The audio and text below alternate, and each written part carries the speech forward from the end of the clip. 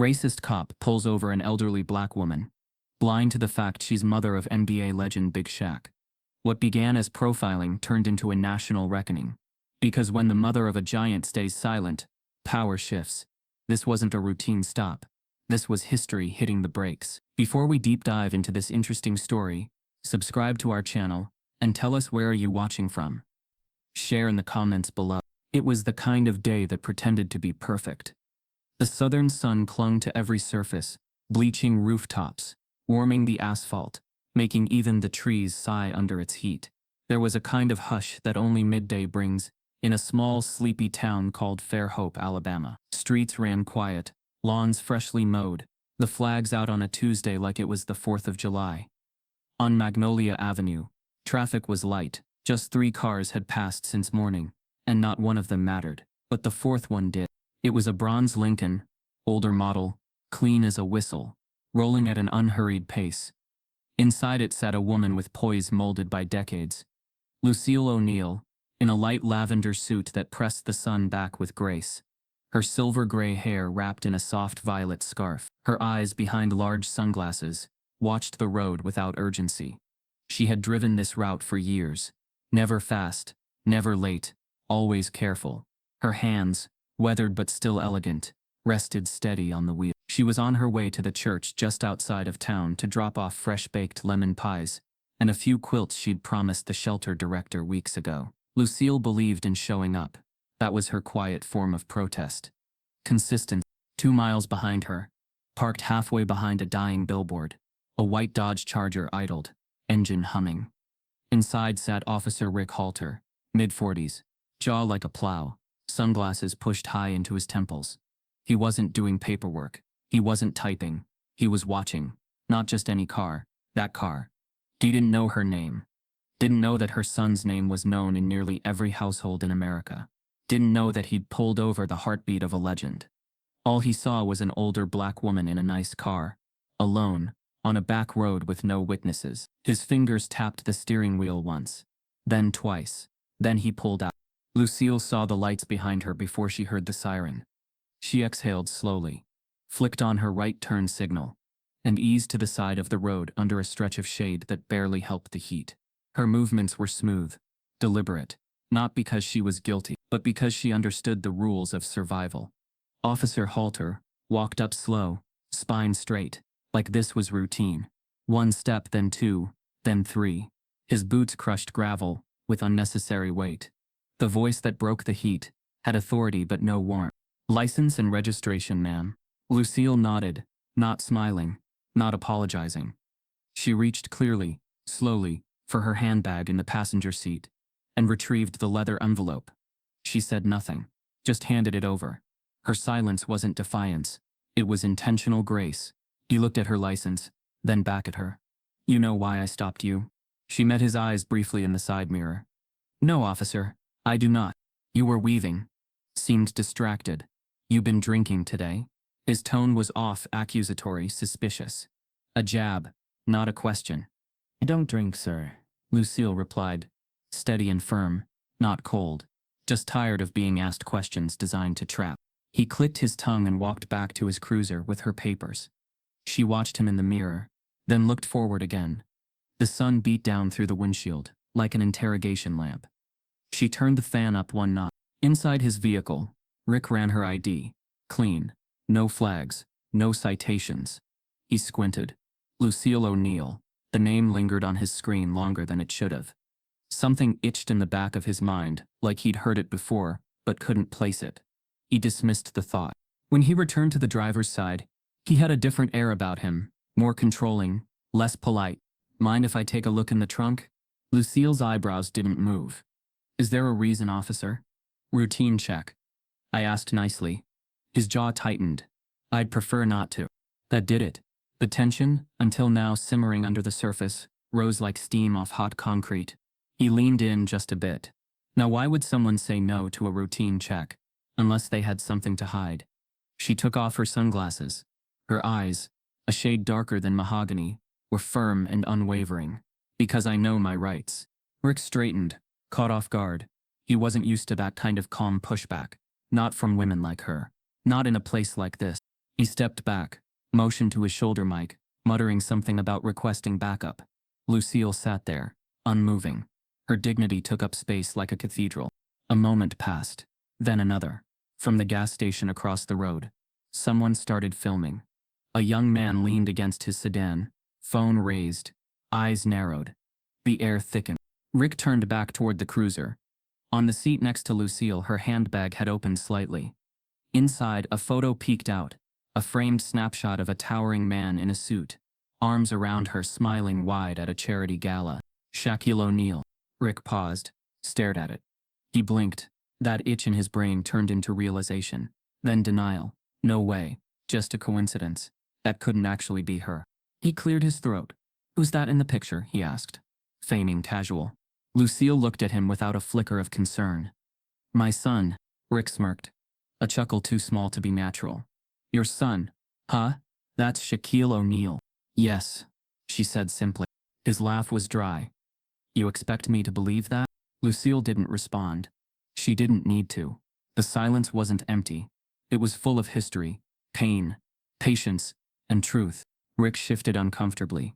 He took a step back. He glanced toward the man still filming. His grip on the situation was slipping. The sun was still shining, the sky still clear, but now there was weight in the air, the kind that predicted a storm. Lucille's phone buzzed in her handbag. One text. She didn't read it. She already knew who it was from. Her son was many things. A legend, a millionaire, a public figure.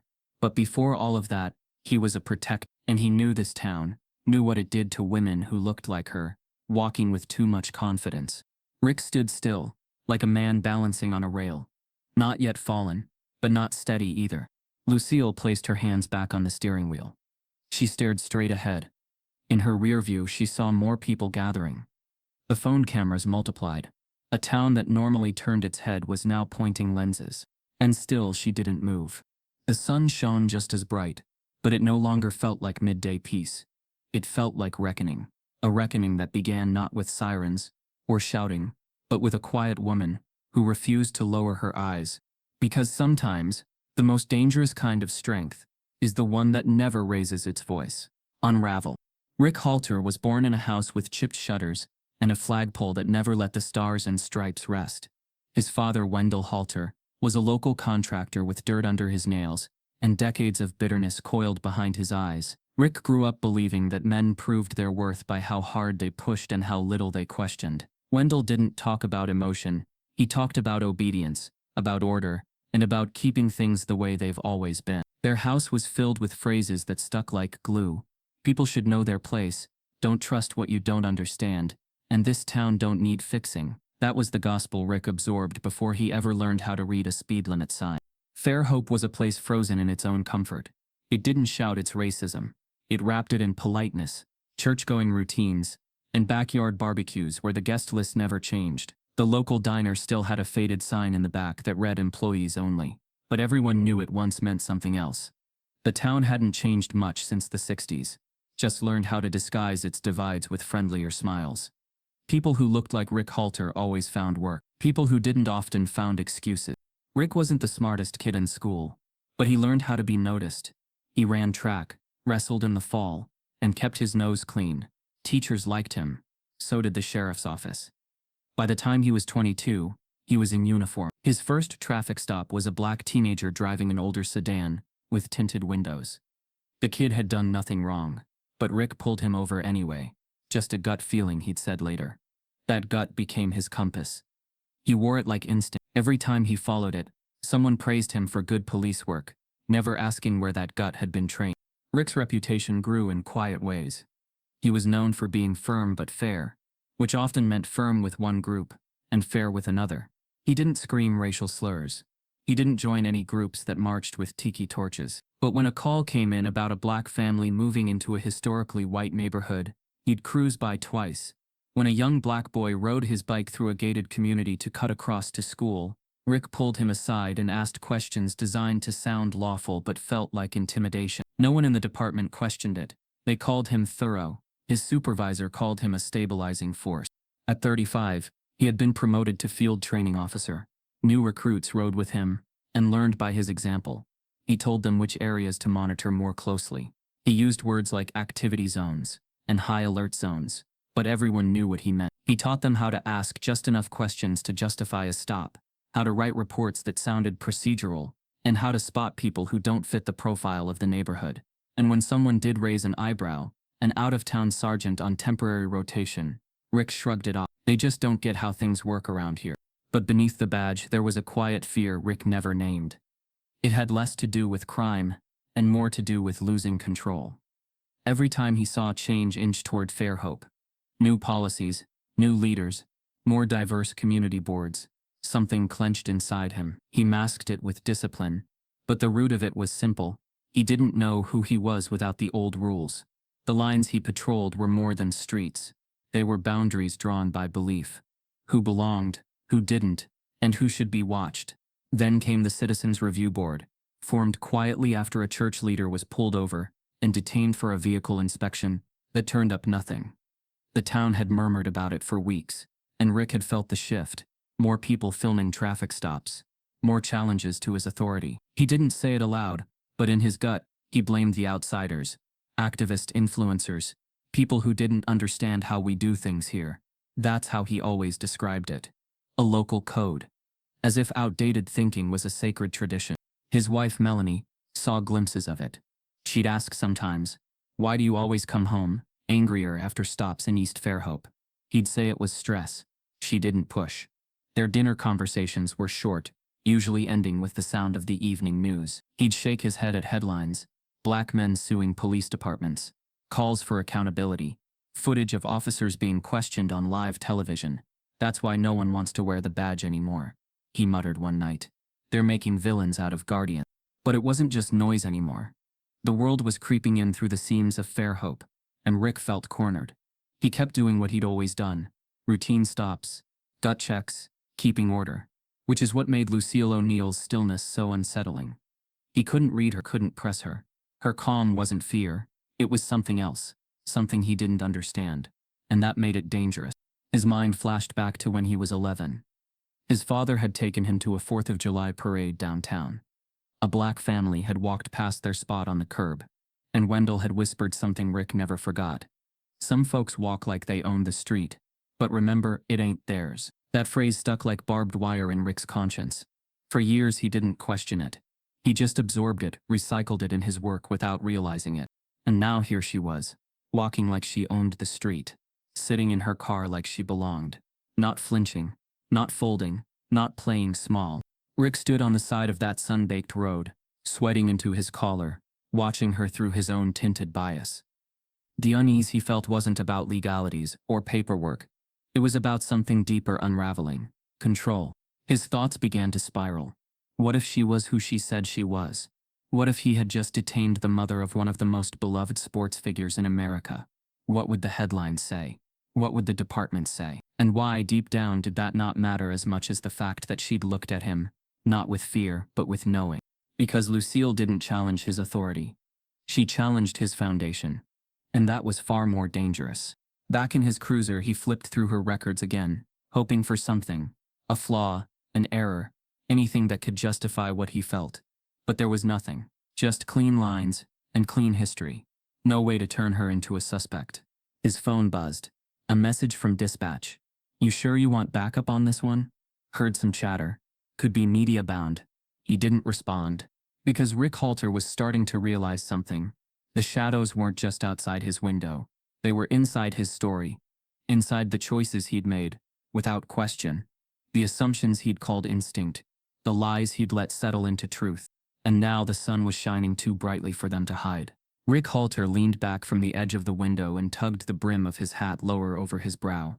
The Alabama sun beat down harder now, baking the pavement beneath his boots, turning the roadside air into a shimmer. Lucille O'Neal sat unmoved in the driver's seat, one hand on the wheel, the other resting gently on the open flap of her handbag. There was no trace of impatience on her face, no frustration, no pleading. She looked like she'd been here before. Not on this street, not with this officer, but in this moment, and that was what unnerved Rick, more than anything. He pulled open the passenger side door, not forcefully, just enough to suggest control, and leaned into the car. "Ma'am, You got anything in here I should know about? Lucille didn't turn her head. No, officer. Just church pies and Sunday paper. Rick's gaze drifted across the dash, over the seat, to the contents of her open bag. He saw tissues, a gold pen, an old cell phone. Then half tucked into the inside pocket, he noticed a photograph. It was framed, edges soft with time, but the face in it was unmistakable. Even younger, even in a tuxedo, the height and smile gave him away. Rick blinked, leaned in closer. Shaquille O'Neal, arm around Lucille, beaming like a boy at a family cookout. A flicker of doubt ran through him, quickly smothered by cynicism. He grunted. This supposed to be real. Lucille slowly turned her eyes to him, expression unreadable. You think I keep fake pictures of strangers in my wallet? Rick stared at the image again. Could be doctored. Lot of folks try to pass off celebrity ties. Lucille's lips curled slightly. Not a smile. Not quite. You think I'm trying to impress you, Officer Halter? The way she said his name made him stiffen. He hadn't introduced himself. His badge wasn't visible. But she'd said it like she'd known it all along. Rick stepped back, tension rippling beneath his uniform. He slammed the door with more force than necessary, and returned to his cruiser, where he sat and stared at the dashboard, trying to recalibrate. The heat inside the car was suffocating, but he didn't turn the AC on. He didn't want the comfort. He needed the discomfort now. It made him feel like he was still in control. He tapped his pen against the citation pad, trying to decide what to write. There was nothing to ticket her for, not really. He could call it failure to maintain lane. He could mark a verbal warning, but none of it felt clean. Not anymore. Something about the woman unsettled him. Not because she challenged him, but because she didn't have to. He looked through the windshield at her car. Still idling. Still in the shade. Still calm. She was waiting him out. Not defiantly. Not passively. She was simply there. Like a tree that didn't care about storms. It reminded him of something he didn't want to admit. A conversation with his daughter Cameron, 2 months earlier after she'd come home from college with books and new ideas. They're not mad at who you are, Dad, she'd said. They're mad at what you never questioned. He'd brushed it off then, told her to quit listening to liberal professors, but the line had stayed with him, just like Lucille's presence was staying with him now. He stepped out again, gripping the pad, walking toward her with more caution than before. Ma'am, I'm going to issue a written warning. Just a reminder to stay centered in the lane. That's all. Lucille nodded. You sure that's all you want to say? Rick froze for half a beat. Excuse me. You seem like a man with more on his chest, she said. I figured you pulled me over for more than a gentle swerve. He didn't answer. He scribbled on the pad and tore off the top copy. He approached her window and handed it over. No fine. Just a reminder. Lucille accepted it, folded it neatly, and placed it inside her handbag. The same one with the photo. Her hands moved with the steadiness of ritual. You're not afraid, he said suddenly, without thinking. Lucille tilted her head slightly. Was I supposed to be? Rick opened his mouth, then closed it. His throat was dry. He couldn't find the tone he'd used so easily before. The authority felt thinner now, like a uniform worn too many times without being washed. Lucille didn't press him. She rolled the window up and shifted the car into park, not drive. She wasn't leaving. Not yet. Rick lingered by the car, unsure of his next move, when a voice called out across the road. Hey! Someone yelled. That Shaq's mama? Rick looked up. A group of teenagers had gathered near the edge of the gas station lot, phones in hand, some of them streaming live. The voice repeated, Ain't that big Shaq's mama? Lucille didn't turn. Rick did. He raised a hand, as if to signal everything was under control, but already the moment was slipping. The news was spreading. The cameras were rolling, and now the stop wasn't his to control anymore. Lucille turned the key, shutting off the ignition. She sat back, almost as if to wait. Rick leaned against his cruiser, crossing his arms, posture defensive. But inside something had cracked. He remembered a line from a lecture Cameron once quoted. Racism is not always loud. Sometimes it's the quiet assumption that you know someone before they speak. Lucille had barely spoken, and yet somehow, she'd told him everything. He watched her through the windshield, and for the first time he didn't see just an older black woman. He saw history, strength. Not the kind that shouts, the kind that outlives storms, generations, system. He didn't know how to undo the weight of what he'd assumed. He didn't know how to apologize when nothing had been said outright. But everything had been felt. He only knew that the silence between them had turned into something neither of them would forget. Back at the gas station, more people were pulling out their phones. A local journalist in a Ford with press plates rolled into the lot. Rick felt the shift completely now. Control gone, his badge suddenly heavier. Lucille finally started her car again. She didn't speed off. She rolled down her window once more and looked at him, her voice low. "You want to know the truth, Officer Halter? I wasn't afraid. Because I knew how this would end. I raised a man who changed the world's opinion with a ball and a smile. He taught me patience. I taught him pride." Rick didn't answer. He didn't know how. And then she drove away. Smooth, unhurried. Like nothing had happened. But everything had. In his cruiser, Rick sat for a long time, holding the empty citation pad in his lap. The words she said still unraveling everything he thought was right. And somewhere in the shadow of a forgotten billboard, a storm he'd never seen coming was finally beginning to rain.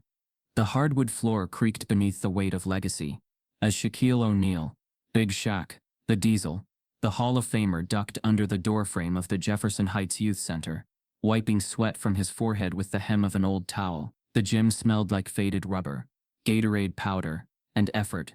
Kids' voices echoed off the walls like a choir of dreams. The scoreboard flickered from a pickup game, not keeping score anymore, just keeping time. Shaq had just run drills with a group of local teens, most of them no older than 13, none of them taller than his shoulder. He had sprinted, laughed, corrected footwork, handed out compliments like currency. A boy named Tyrese, who wore mismatched sneakers and played like he had a future, had just banked a 3.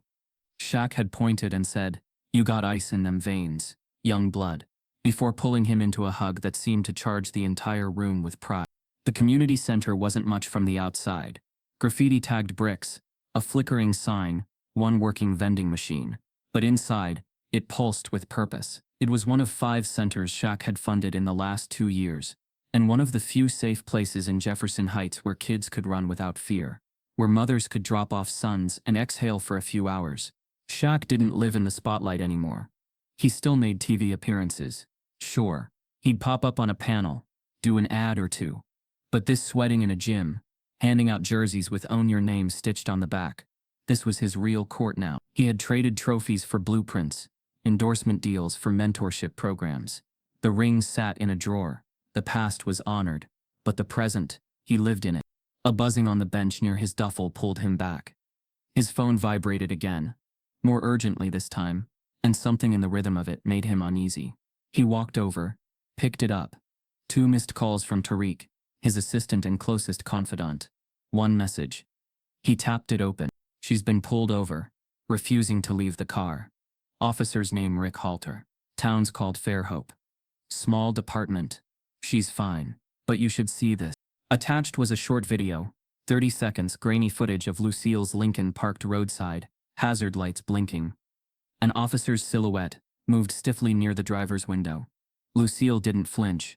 She sat calm, queen-like, as if time had bent to accommodate her poise. Shaq's jaw clenched, the towel in his hand twisted unconsciously. He didn't yell. He didn't curse, but something in him ignited quietly. Not anger, not yet. Something older, deeper. A fuse long buried but never forgotten. The protective instinct didn't roar. It rose, slow and volcanic.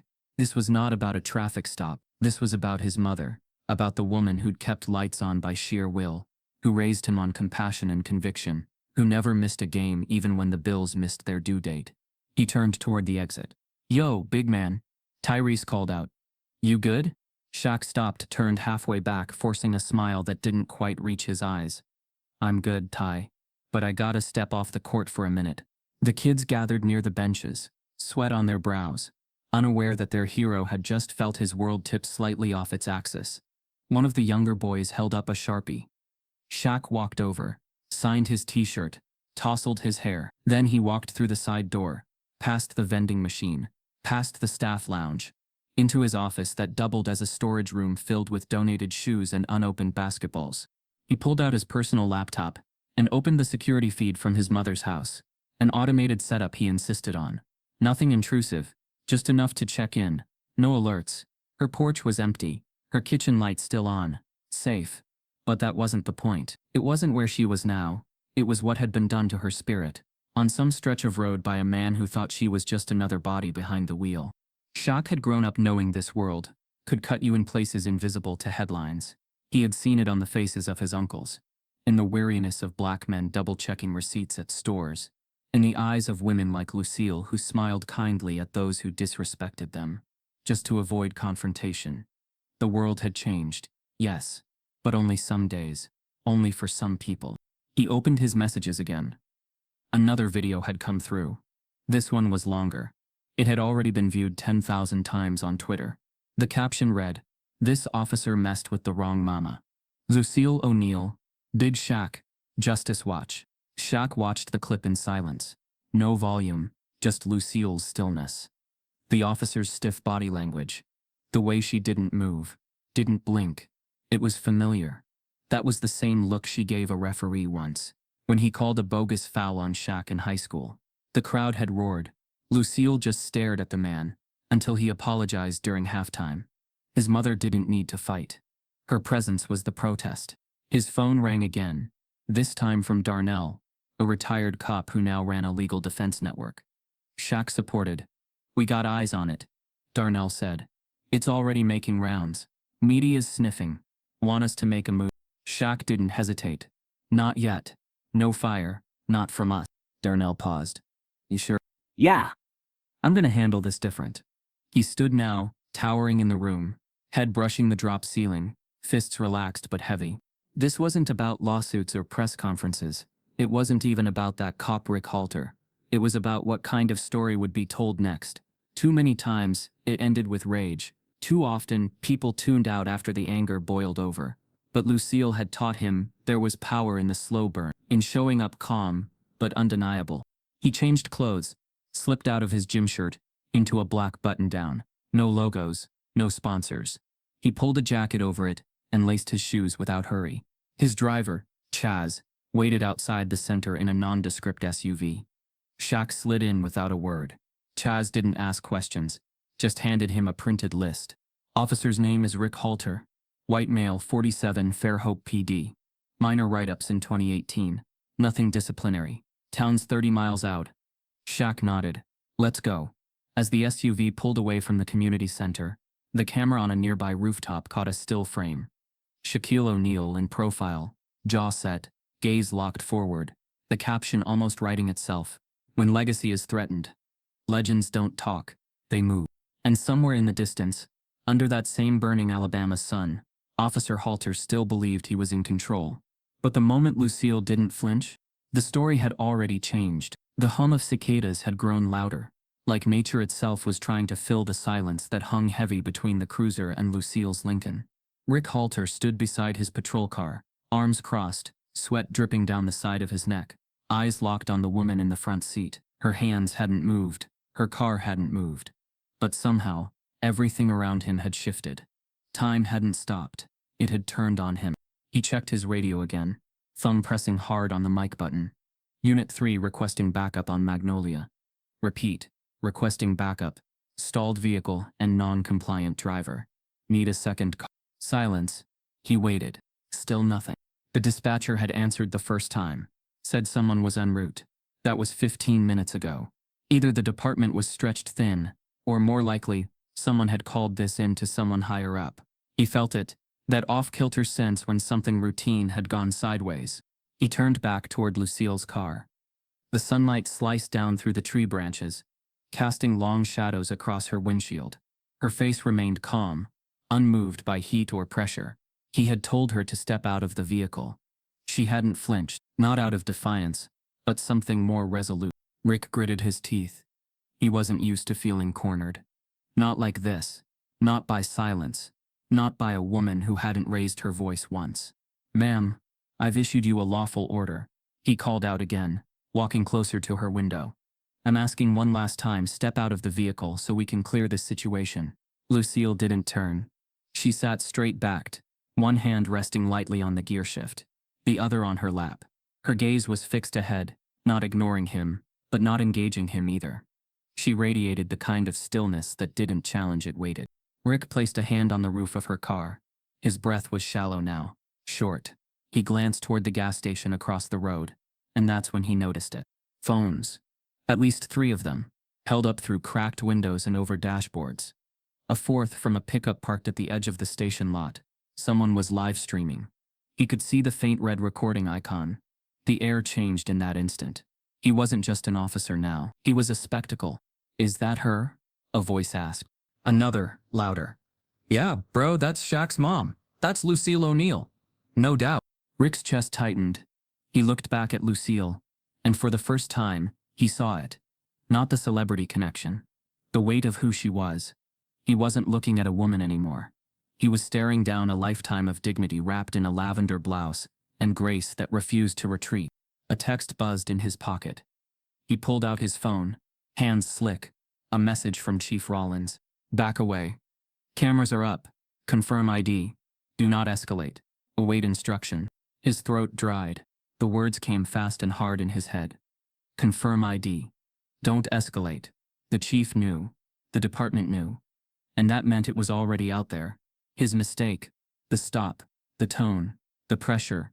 It was being watched, dissected, sent through timelines and inboxes. Maybe it hadn't gone viral yet, but it was one whisper away. Rick tried to steady himself. He approached her window again, his voice lower now, almost conciliatory. "Mrs. O'Neal, I just want to clear this up. Maybe we got off on the wrong foot. You weren't driving recklessly. I may have overreacted. Lucille turned, slowly. Her eyes met his with a calm so profound it made him stop mid-sentence. "Officer Halter," she said, her voice even and clear. "Do you know what dignity looks like in a storm?" Rick didn't answer. She nodded toward the growing number of phones pointed at them. "That." Rick stepped back, uncertain what to say. His script had unraveled. His authority, once absolute on backroads like these, now hung by a thread held by the woman in front of him, and 1,000 unseen viewers behind those screens. Another car pulled up behind Lucille's, then parked. A sleek black SUV, its windows tinted, its engine quiet. Rick instinctively reached for his side mic again. Possible interference, unmarked vehicle, just pulled in, requesting ID check. Before he finished the sentence, the back door of the SUV opened, and out stepped Shaquille O'Neal. Rick's heart dropped like a stone. There was no entourage, no media truck, just the man himself, in black slacks, and a jacket, sunglasses shielding his eyes. Expression unreadable. He walked slowly toward the car, 6 feet 7 inches of calm intensity. Each step landed like a verdict. He didn't move like a man angry. He moved like a son whose mother had been tested. Rick swallowed. He took 2 steps forward. "Sir, I'm Officer Halter with Fairhope Police Department. Shaq raised a hand, not threatening, just stopping the flow of words. He turned to his mother's window. Lucille rolled it down. "You good?" Shaq asked. "I've been good," Lucille replied.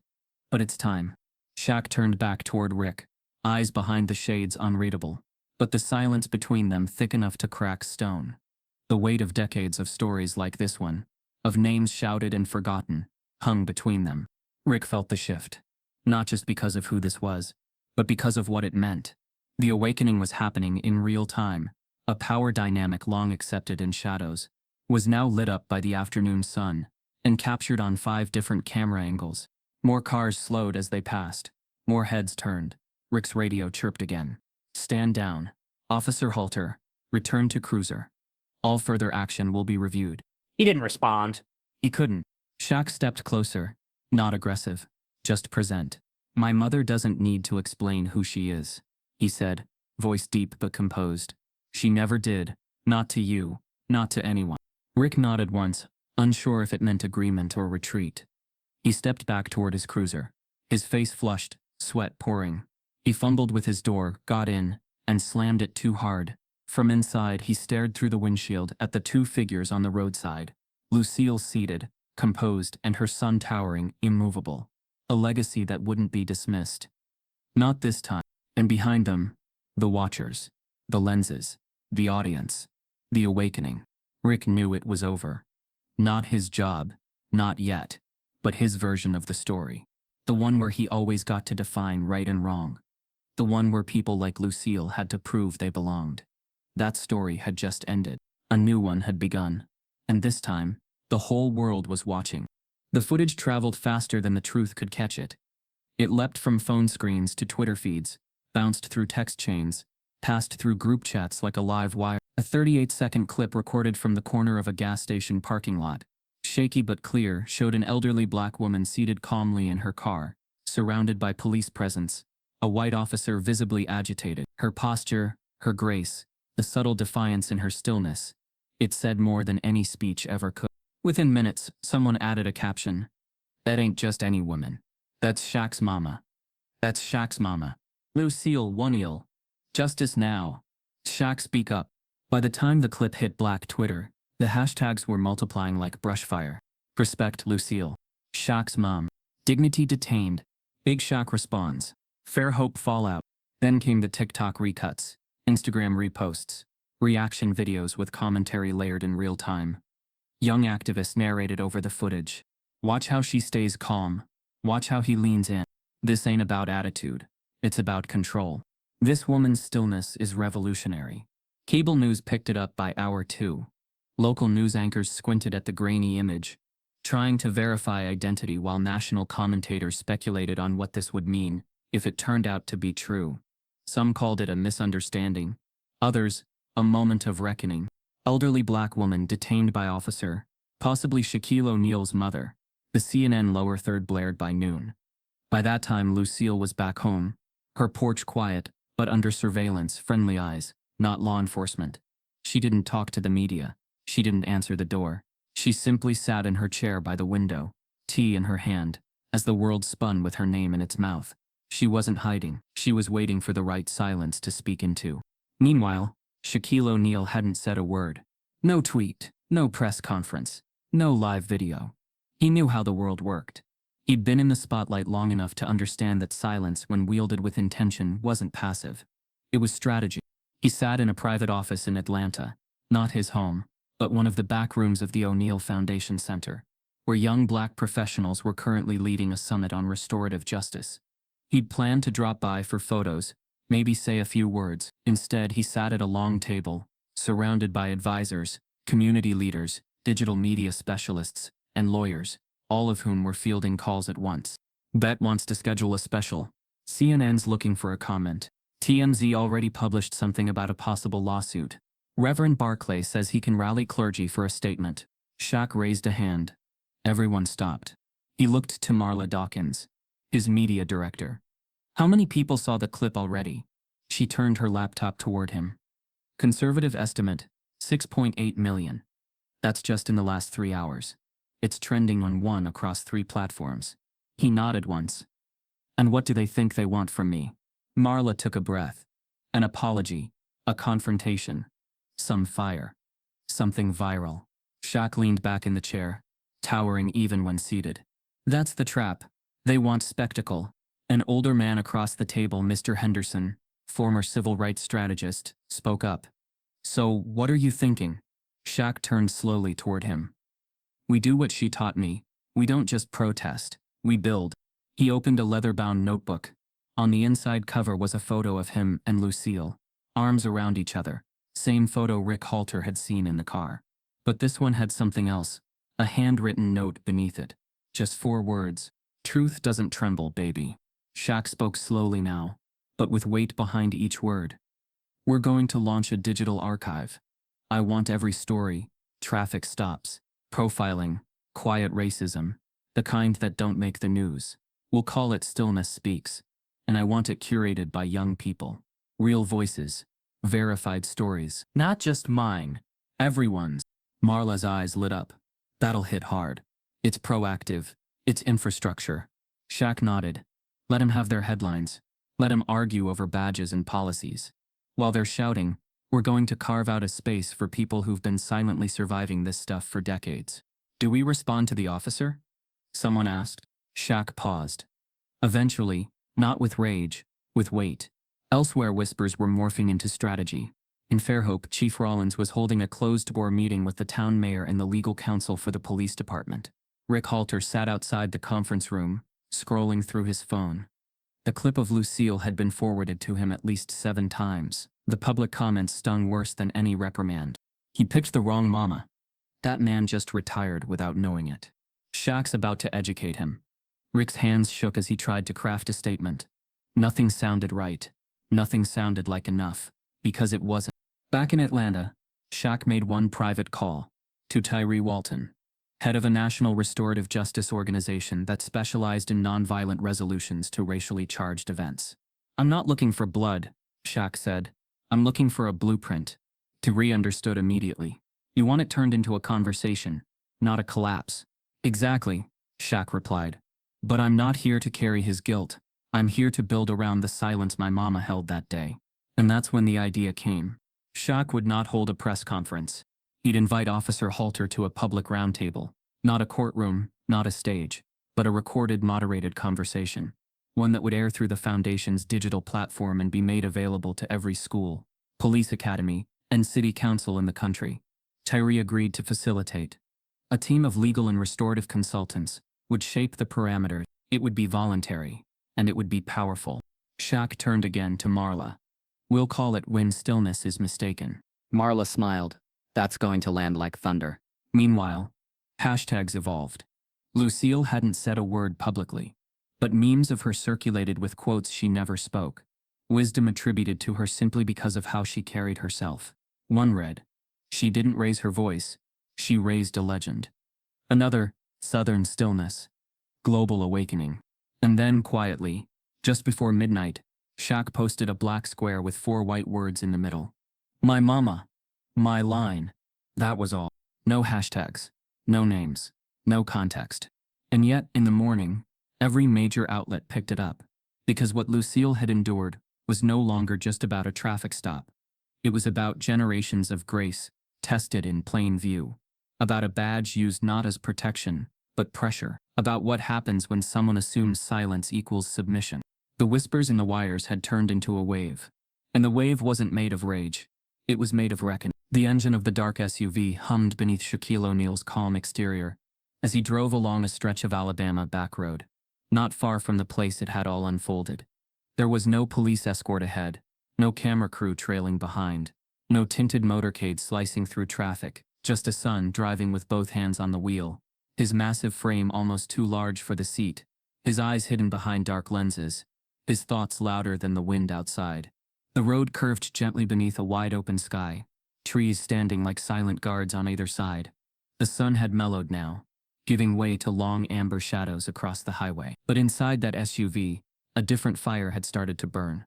One that wasn't made of outrage or vengeance, but of memory and weight. A kind of heat that didn't rise in noise, but in clarity. Shaq didn't play music, didn't speak. The GPS sat idle. He knew the roads, knew the town, knew the climate of a place that smiled wide for cameras, but held on to an old code beneath its porch lights. As he drove, the silence took him back, not to last night, or the morning, or even the years of basketball that made him a household name, but further, to a moment long before fame, before wealth, before arenas. Back to when he was 10 years old, standing in front of a corner store, gripping a bag of groceries with his mother's food stamps tucked into his sock. The clerk had scanned his items, then sneered at the card like it was a counterfeit bill. "You sure this ain't stolen?" the man had asked loud enough for the others in line to hear. Young Shaq had felt his cheeks burn, not from guilt but from something uglier, being made to feel small for needing help. Lucille had arrived before the moment could unravel. She'd appeared behind him, gently placing one hand on his shoulder. Then, without raising her voice, she'd looked the clerk in the eye and said, "My son, don't steal. We don't do shame in this family. We do honor, even when your face can't recognize it." The clerk had stammered, adjusted his glasses, muttered something about misunderstanding. But the moment stuck, not because of the insult, but because of her shield. Quiet, deliberate, unwavering. That was Lucille. She didn't fight storms. She walked through them like she'd been there before. Shaq blinked, returning to the present, knuckles gripping the wheel a little tighter. The road signs now pointed toward Fairhope, the same town that had tried to make his mother forget her worth, if only for a moment. But she hadn't, and neither would he. He thought about the system that had always wanted him angry or silent. Never thoughtful, never measured. It had tried to shrink him before he ever dunked a ball, before he lifted trophies, before corporations built campaigns around his name. They didn't mind the image of him towering on a court, sweating and grinning. But when he sat in meetings and pushed for literacy programs in low-income districts, when he called city councils to ask about food deserts, that's when the calls got returned slower. That's when smiles turned stiff. Lucille had seen it coming before he had. She'd told him once, "Fame will give you power, baby. But restraint will give you purpose." Those words echoed now like scripture, as he turned off the highway and rolled past familiar landmarks. The Baptist church with the broken bell. The barber shop with the black and white photos of boxing legends in the window. The liquor store that had shut down years ago, now replaced by a payday loan office with bars on the windows. He passed them all like a man retracing footsteps in a city built on forgetting. This wasn't about the officer anymore. Not just him. It was about the machinery that let men like Rick Halter patrol in peace, unchecked, unchallenged, assuming submission from anyone who didn't look like his reflection. Shaq's SUV rolled past the gas station, the same one where a teenager had filmed the start of the fire. A crowd had gathered again. Not a mob, not protesters, just people. Quiet, waiting, watching. He didn't stop, didn't wave. He simply nodded once through the windshield, acknowledging their presence, not as followers, but as witnesses to something more important than celebrity. Shaq turned down a side road, one that led toward the small civic center where he'd once attended a community banquet with his mother. She'd been honored that night for service to youth, though the certificate had misspelled her name. She hadn't corrected it. She'd simply smiled, held the paper like it was the key to something sacred, and whispered to him afterward, "Let him misspell it, baby. We know what it means." Now, decades later, he was driving back to that same building, not for an award but for an answer. Inside, a small team of organizers had already set up folding chairs and mics. A digital screen had been mounted behind the podium. The round table wasn't scheduled for another 48 hours, but Shaq had requested the space early, not for optics, for reflection. He parked, stepped out, and walked toward the building. A few young volunteers opened the door for him, unsure whether to speak. He nodded, his steps slow and even. Inside, he stood in the center of the empty room, eyes scanning the rows of unoccupied chairs. He pictured Halter sitting across from him, not in uniform, not behind a badge, just a man.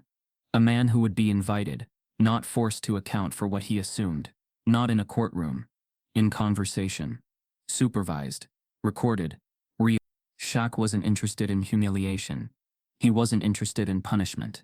He was interested in exposure, the kind that didn't scream, but showed, the kind that made people look at themselves in the quiet of their living rooms and ask, would I have done the same? A tap on the shoulder brought him out of his thoughts.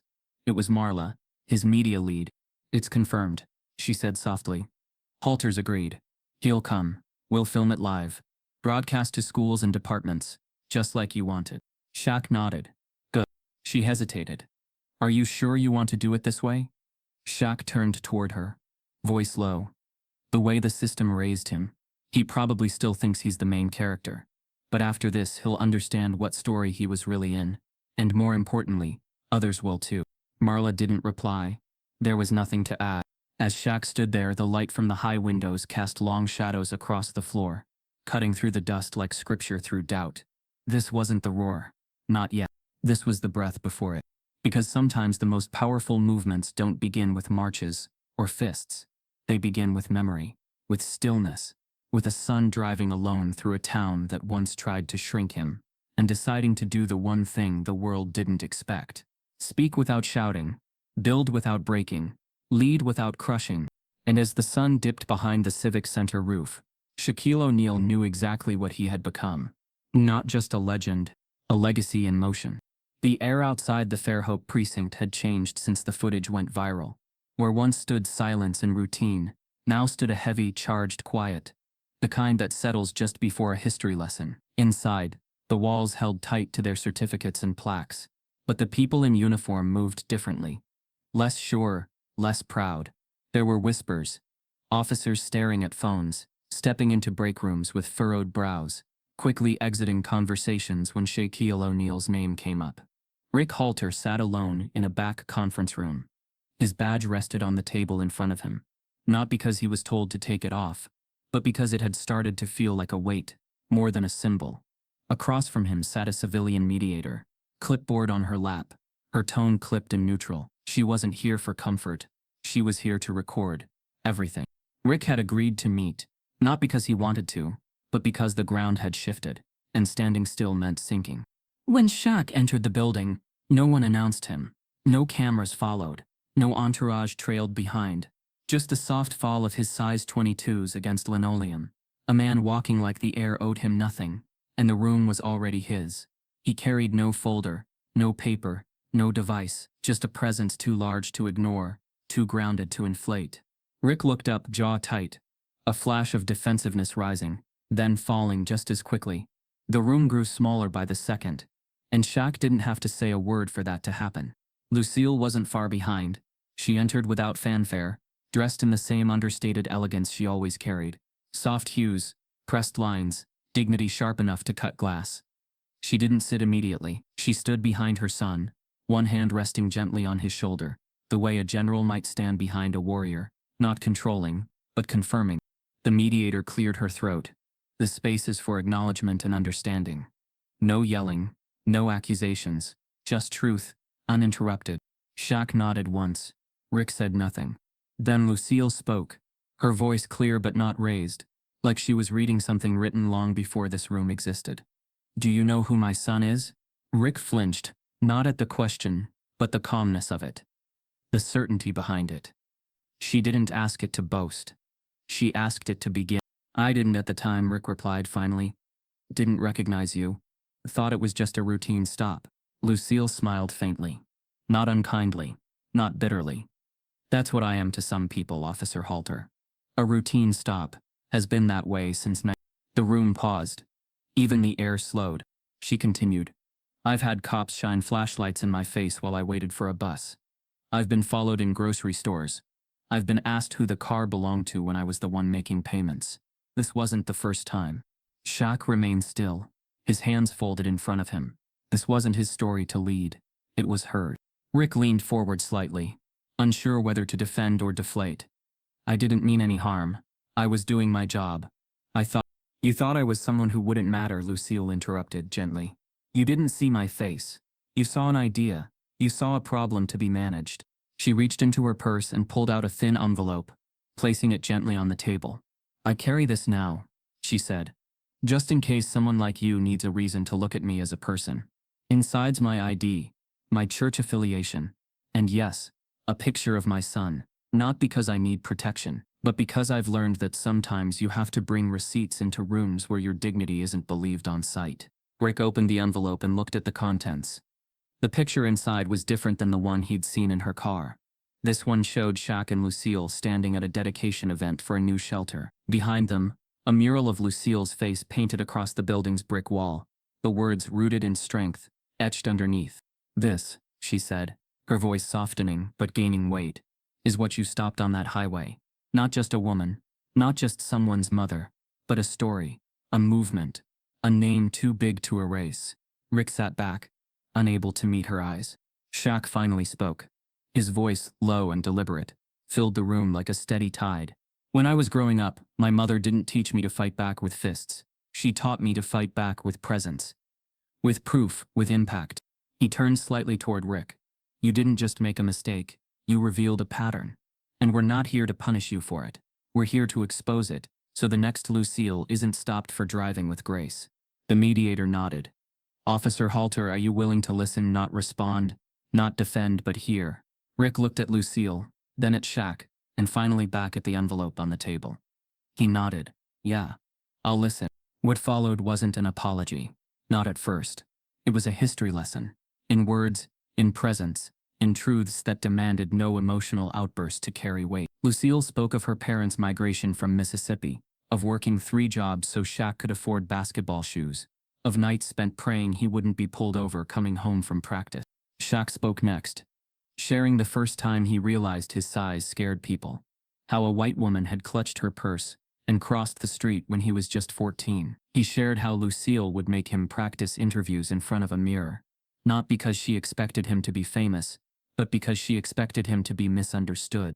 Rick sat still, eyes fixed on the table, his shoulders slowly slumping as each story peeled away a layer of his assumptions. By the end, he no longer looked like a man with authority. He looked like a man standing in front of a mirror he didn't recognize. "I didn't know," he whispered. Lucille's gaze didn't waver. "Now you do." The twist, however, came not in their words but in what Lucille had already put in motion. "I filed no formal complaint," she said, "because I don't need your badge taken. I need your awareness activated. I've already met with your chief. They've agreed to let me design a course. It'll be mandatory for all new recruits. It'll be called the Unseen Profile. I'll teach it myself." Rick looked stunned. "You'll attend the first session," she added. "Not as punishment. As partnership." Shaq turned toward Rick. "You thought this ended with me showing up. But the real story begins with her showing up. Again, for people like you." The mediator tapped her pen. Session closed. Lucille stood, collected her envelope, and turned toward the door. But just before leaving, she looked back. "You may not have known my name, Officer Halter," she said quietly, "but after today, you'll never forget what it stands for." And she walked out. Grace in motion. Dignity unshaken. A legacy made visible. Shaq followed, silent and wide like a shadow with purpose. Not to shield her, but to walk beside her, as a son, yes, but also as a witness to the power of presence.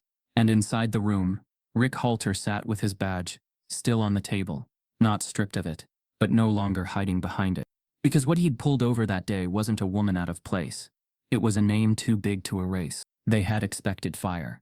Microphones aimed like barrels, satellite vans crowding the sidewalks outside the O'Neal Foundation Civic Pavilion in downtown Birmingham. By noon, every major network had staked out a spot. Journalists reviewed their talking points, ready to dissect every sentence, every facial twitch. When Shaquille O'Neal took the stage, they expected the weight of fury, the height of a man using his platform to level the field through forceful condemnation. But what the world got was something far less predictable, and far more lasting. Shaq stood in front of the podium in a gray suit, no tie, collar open, a simple pin on his lapel, bore his mother's initials. L.O. His hands weren't balled into fists. His shoulders weren't raised in defiance. Instead, he stood with the stillness that had become a symbol in itself. When he spoke, it wasn't through clenched teeth. It was with measured conviction. "I'm not here to take someone's job. I'm here to change someone's system," he began. Cameras clicked. Pens froze mid-sentence. Shaq's voice, slow and resonant, rolled across the room like truth spoken in a cathedral. "What happened to my mother on that roadside wasn't new. It wasn't rare, but this time it was seen. And if being seen is the beginning of justice, then let this be more than a headline." He paused. "Not for drama, but for weight. I'm not calling for suspensions. I'm calling for structure. Retraining. Funding for civilian oversight in every department this size and smaller. I want implicit bias courses, designed by the people most affected by the bias. I want community-led policing boards, ones with real power, not just paper authority. I want mental health professionals in every precinct. I want investment where fear currently lives." He leaned in slightly. "This is not revenge. It's reparation through reform." Lucille sat in the front row, hands folded in her lap, eyes unblinking. She didn't need to smile.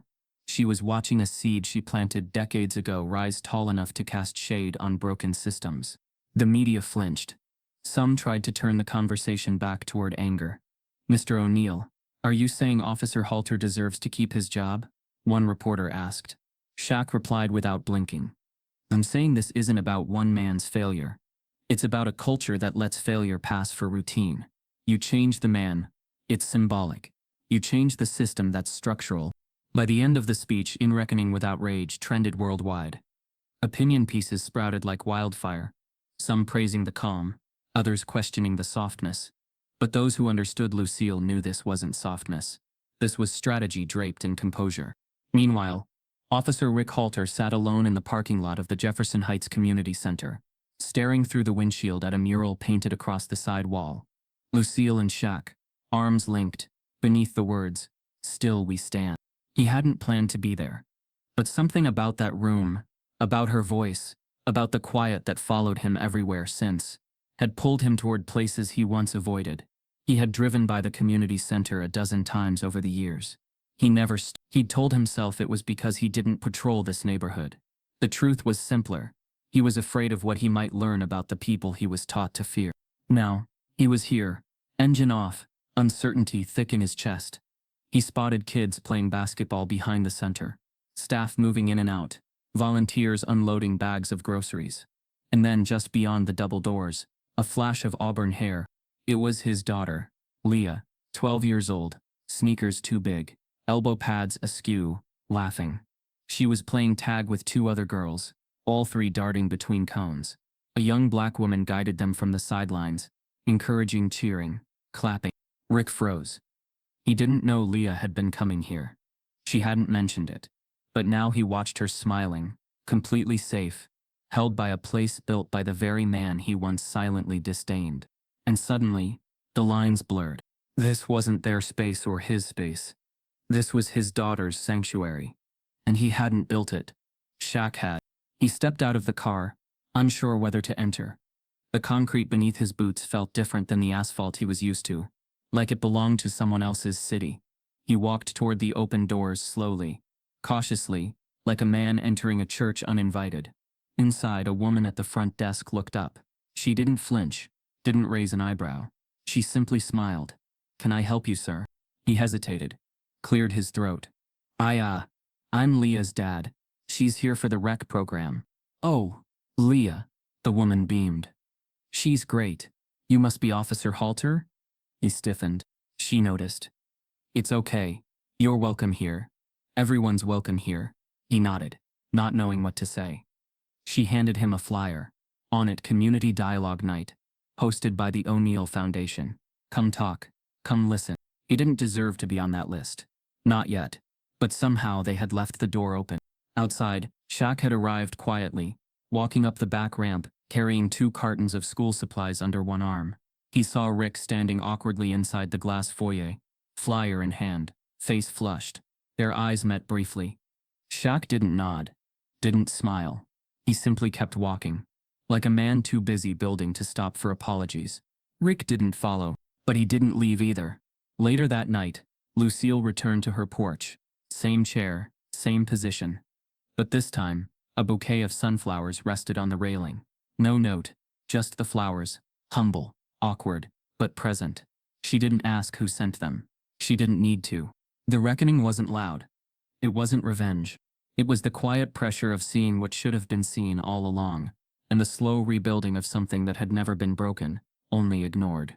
And so, the next morning, as schools played the broadcast of Shaq's speech, as city councils debated funding shifts, as social media tore itself into factions, Lucille poured her tea just the same.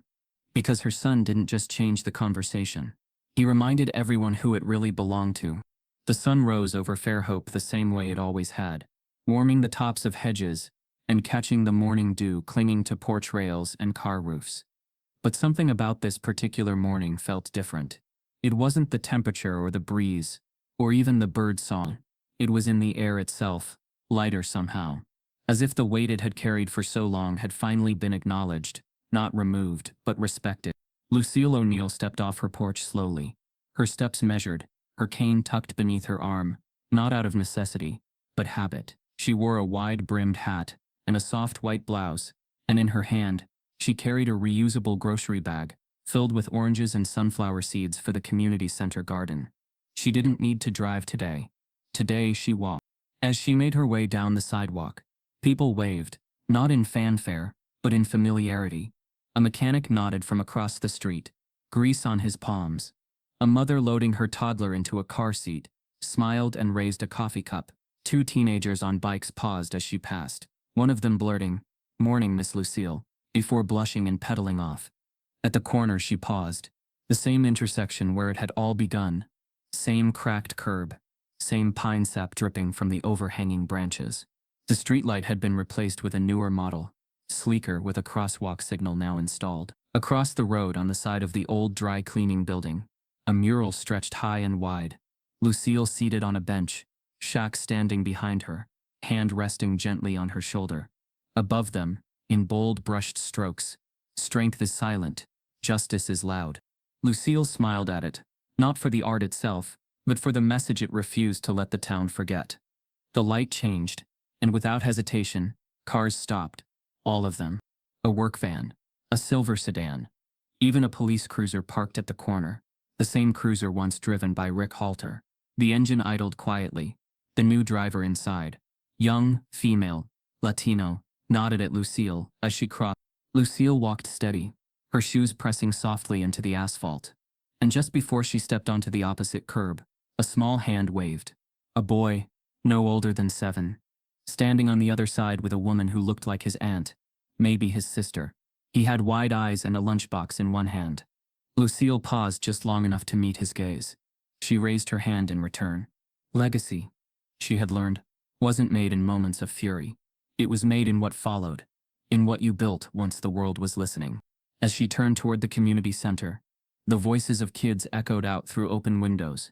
Shouts, laughter, the screech of sneakers on tile. She stepped through the doors and was immediately greeted by Jasmine, one of the center's program leaders. Ms. Lucille, Jasmine beamed. We saved your spot at the circle. Lucille nodded. I brought oranges. The circle was already filling up. Young people, volunteers, local police, educators, a few council members. It was the 3rd month of the new Dialogue and Dignity sessions, initiated by the O'Neal Foundation. Today's theme, perspective, that wasn't taught in school. At the edge of the room stood Rick Halter, not in uniform, in plain clothes. He no longer held a badge, not because it was taken, but because he'd chosen to place it down. After his reassignment, he'd been appointed to the Community Oversight and Liaison Program, working under the guidance of a civilian-led board, reviewing procedures, sitting in on community roundtables, and learning day by day what he hadn't seen. Today, he wasn't leading discussion. He was listening. He watched Lucille take her seat, watched how everyone's body language shifted as she entered. There was no announcement, no grand welcome, just respect that didn't need to be requested. It simply existed. Rick had changed. Not entirely, not in some fairy tale arc, but enough. He had enrolled in bias deconstruction training, attended restorative sessions not because they were mandatory, but because he wanted to understand the terrain he'd once walked blindfolded. His daughter Leah still attended programs at the center. She now volunteered on Saturday, and every time he picked her up, she told him something new that unsettled him in the best possible way. Back at the circle, Lucille reached into her tote bag and pulled out an envelope. She handed it to Jasmine with a quiet instruction. Jasmine opened it and gasped. Inside was a check, large enough to fund the expansion of the center's literacy lab and provide mental health counseling 5 days a week. Lucille looked at her with a half smile. Don't let the spotlight blind you from the work that still needs doing. Jasmine blinked back emotion and nodded. Across the circle, Rick lowered his eyes, then raised them again, not in shame, but in learning. Later that afternoon, Lucille sat in the garden beside the building, sipping iced tea and listening to the wind rattle through the sunflowers. She felt no need to relive what had happened. The town had already changed its story, not rewritten it, but acknowledged its wrong turn. She thought of Shaq, not as the towering public figure the world adored, but as the boy who once tripped during a spelling bee and cried into her lap afterward. She had told him then, every time you fall, baby, just pick something up when you stand back up. That had never left him. And now, he had passed it on. She watched from her bench as 2 officers, one black, one white, helped a group of kids set up cones for a bike safety event. Neither barked orders. Neither tried to take center stage. They simply blended in, steady, present, useful. The transformation hadn't come from a headline or a press conference. It had come from accountability without humiliation, truth without spectacle. Just down the street, a banner waved above a school entrance, Lucille O'Neal Center for Social Learning, funded through community donations and O'Neal family grants. It taught not only math and reading but empathy, history and civic action. The school's motto, painted above the auditorium, lead with presence, speak with purpose. Lucille leaned back, closed her eyes, let the warmth settle over her shoulders. This wasn't victory. It was a beginning. And sometimes, that's the most powerful ending there is. Change doesn't begin in headlines. It begins in how we see each other when no one's filming. If this story moved you, carry it forward, in your classroom, your department, your dinner table. Don't wait for the next Lucille to make you care. Be the quiet force that turns moments into movements. Because justice isn't a moment. It's a decision made daily.